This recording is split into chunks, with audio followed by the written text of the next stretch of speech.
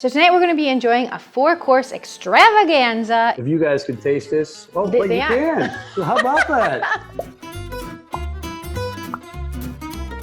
Hi everyone, welcome to Chicago Magazine's In the Kitchen Live. My name is Emily Johnson. I'm the Deputy Design Director at the magazine and also the host of In the Kitchen. Tonight I'm joined by Tony Priolo, co-owner of Piccolo Sogno, an absolutely fantastic Italian restaurant in River North. Thank you so much for being here. It's truly an honor. Thanks guys for having me. So tonight we're going to be enjoying a 4-course extravaganza. All right, so the first course we're going to do today, that was in one of the boxes, is Insalata di Barbabietole, which is in Italian our beet salad. We have golden beets and Chioggia beets, which are a classic Italian heirloom beet. Put them underneath to make like a little bit of like a flour. Do the different colors, do they taste different at all? They do, yeah. Ooh. You know, I didn't put the red one in there because the red one would dye the other colors. And then I have some beautiful watercress. Well, you can cut these guys in half or you can rip them with your hands. My favorite greens are watercress or arugula. Arugula, I was going to say, if you can't find watercress, would arugula work? Arugula will work, and if you don't like watercress or arugula, you can use romaine, and it's up to you. So cool. At home, you're the chef. You can do whatever you want.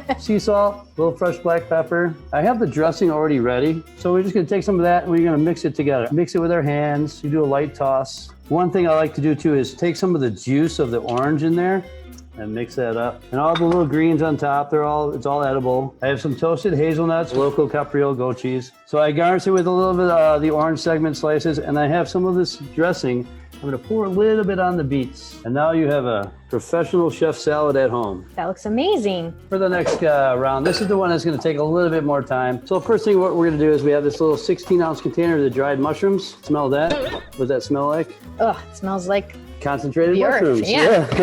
I have some hot water.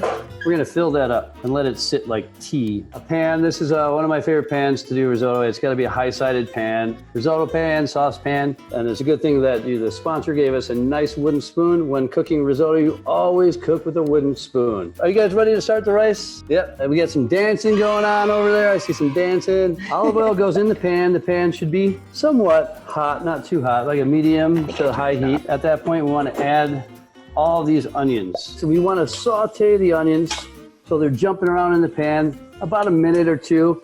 We don't want any color on the onions. Okay. Okay, this rice, all of it goes in the pan. We're also going to add a little bit of salt. So there's a certain sound when you hear the rice, when we're sauteing it, we know it's ready to go. It's kind of like a high pitch when the oil and when the two rice kernels hit each other, it makes like a screeching sound. Did you hear that noise? Did you hear that? That was it. Oh yeah, I did. Yeah, that's what we know. It kind of sounds like basketball shoes on the basketball floor. Oh, yeah, there you go. There's like a high-pitched noise. Yeah. That's when we know to add the white wine. Woo! Deglaze, smoke goes away. Wine facial. Yeah.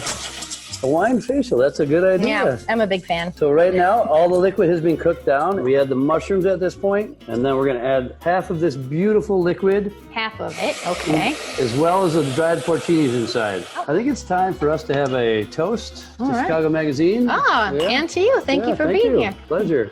You guys should toast with us. Toast? We're toasting. There we go. Cheers. You see the beautiful color that's coming? Yeah, it's beautiful.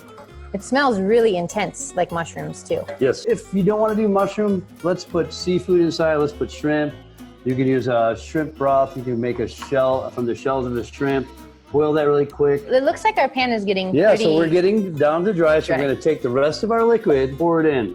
I'm going to add a little bit more of the water that we have on reserve. So we've added about 16 ounces of water so far. I'm going to add another probably 2 ounces of water. See how the bubbles are getting thicker? The bubbles should be coming down. They're getting a little bit thicker. It's absorbing the liquid that we're cooking in, so the rice will taste just like the mushroom broth. Oh, I can't wait. We're going to add a touch more of water, probably another ounce and a half of water. So I think the rice is done. What I'm going to do is, let's take a quick taste. I like my rice al dente. I'll let you try it first. Oh, thank you. What do you think?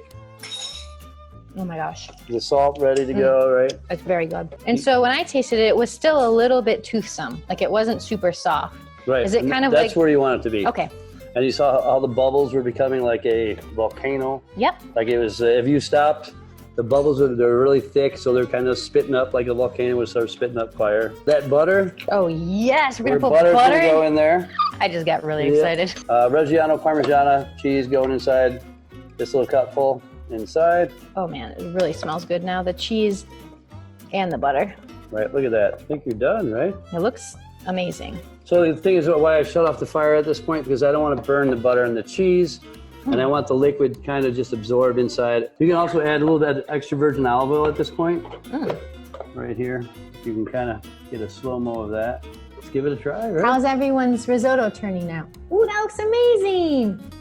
Oh. Cecil and Dandy, top-notch risotto. The next two courses, guys, are gonna be so easy. Pan, put this on the pan. This is the fish that's cooked in parchment paper. We're gonna take this guy and we're gonna put it in the oven, and in about 10 minutes, we'll take that guy out. Look at this guy. Wow, it popped up. That's so cool. Oh, it smells so good. Oh, you can smell that, right? So when it steams, it should pop up. We're just gonna separate this paper. You can cut it with the fork and roll it up. But look at it, can you smell that? You see Yes. the steam rising up there? All the flavors are in there. It's so simple and so robust, so flavorful. I'm at a loss for words right here, wow. If you guys can taste this, oh, but They you are. can. How about that? Okay, for the panna cotta, this is the Italian version of Jello that is a lot classier, I Yeah, would say. it's much better. This for me is just as good, easy. Dump it out on a plate. Take some blackberries, 4 blackberries, put them around the plate. Candied lemon, and just, you can see the beautiful, That is amazing. and see, that was not hard It at looks all. like summer. Thank you so much, Tony, No for problem. coming. Thank This you was guys for- absolutely amazing. Super You're a whole delicious. team from top to everybody, but nothing Thank but class. you. Thanks for having me. Thank you so much. My hands off to you guys. Thank Yay. you. Thanks. Thank you so much. You guys are amazing. Bon appetito. Thank you.